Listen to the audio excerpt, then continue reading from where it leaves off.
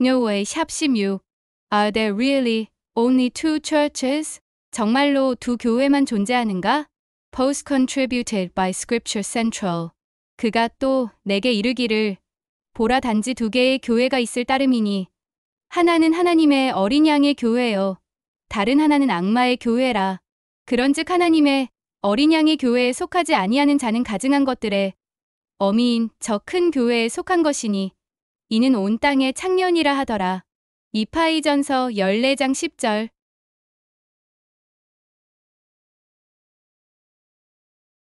No.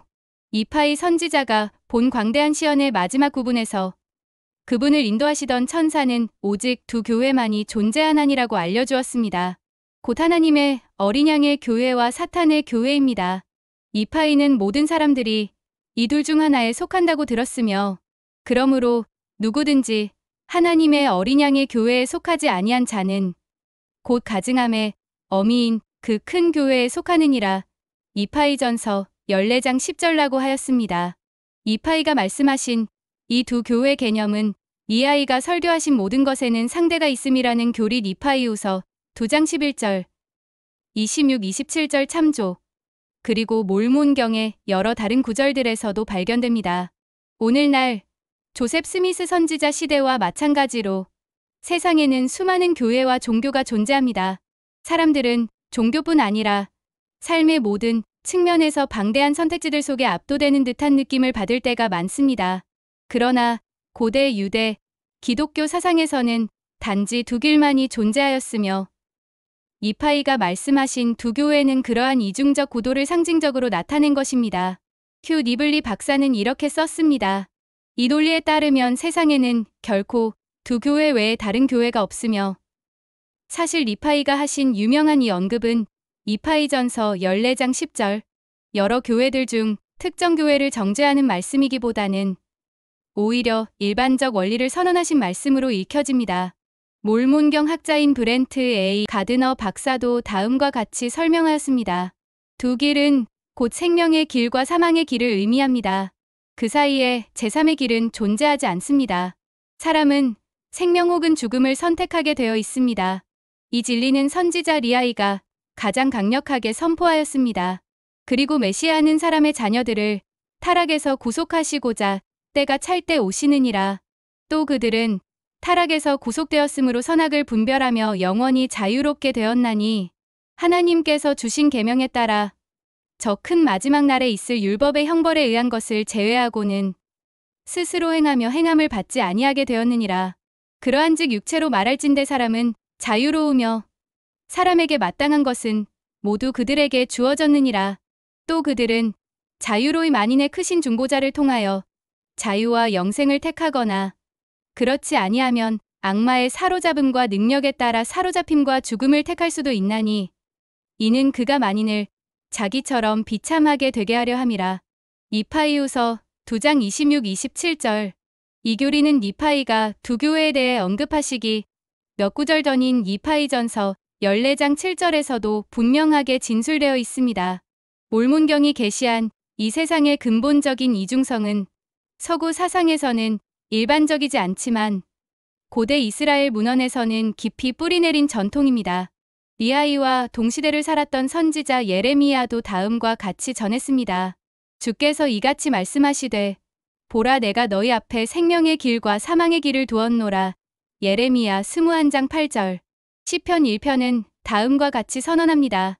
무릇 의인의 길은 여호와께서 인정하시나 악인의 길은 망하리로다. 시편 1편 6절. 신명기에도 이 교리가 극적으로 드러납니다. 모세는 백성에게 이렇게 선포합니다. 보라, 내가 오늘날 생명과 복과 사망과 화를 내 앞에 두었나니 내가 오늘날 너희 앞에 생명과 사망과 복과 저주를 두었은즉 너와 내 자손이 살기 위하여 생명을 택하라. 신명기 30장 15절, 19절. 이 교리는 또한 잠언과 지혜 문학 속에서도 분명히 드러납니다. 많은 학자들은 이하이와 이파이가 당시의 지혜 전통의 영향을 깊이 받았으며 이파이전서 8장, 11장에서 14장, 지혜 문학의 요소를 다수 포함하고 있다고 평가하고 있습니다. 두 길의 교리는 사회사본 속에도 강하게 나타납니다. 예를 들어 공동체 규칙서에서는 인류를 단 두 집단, 곧 빛의 자녀들과 어둠의 자녀들로 구분하고 있습니다. 이 개념은 1세기부터 5세기까지의 여러 초기 기독교 문헌 속에서도 나타납니다. 예수 그리스도께서 산상수훈 중에 하신 말씀이 이 교리를 가장 명확히 표현하고 있습니다. 멸망으로 인도하는 문은 크고 그 길이 넓어 그리로 들어가는 자가 많고 생명으로 인도하는 문은 좁고 길이 협착하여 찾는 이가 적음이라. 마태복음 7장 13-14절. The why. 이와 같이 극명한 이분법적 가르침을 오늘날의 다양한 사회 속에서 우리는 어떻게 이해해야 하겠습니까? 이파이가 하신 두 교회에 대한 말씀은 오늘날 어떤 의미를 지니고 있을까요? 이파이는 두 길 중 하나는 수많은 기이한 길들과 어두운 안개 속으로 이어지며 마침내는 멸망으로 이끈다는 사실을 깨닫게 하셨습니다. 구주께서도 넓은 길에 대해 말씀하셨고 이파이가 언급하신 큰 가증한 교회는 리아이의 꿈속 크고 넓은 건물에 비견됩니다.